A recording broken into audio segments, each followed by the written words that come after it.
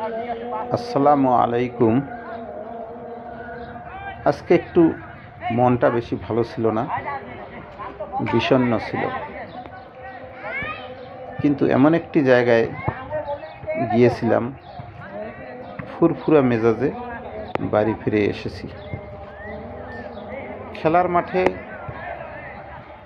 গিয়েছিলাম, শিশু কিশোরদের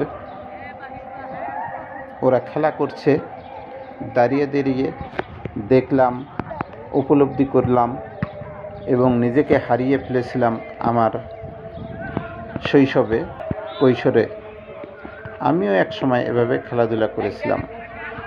আসলে খেলাধুলা একজন শিশু কিশোরের শৃঙ্খলা আনে, শক্তি বৃদ্ধি করে, মনোবল বৃদ্ধি করে এবং নেশাজাতীয় দ্রব্য থেকে দূরে রাখে এবং মন মেজাজ সবসময় সজীবতা রাখে।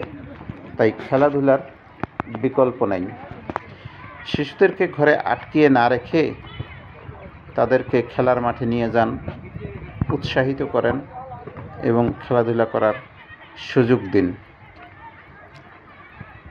পাশাপাশি আপনি অপলক দৃষ্টিতে তাকিয়ে থাকবেন, আপনাকে অনেক ভালো লাগবে।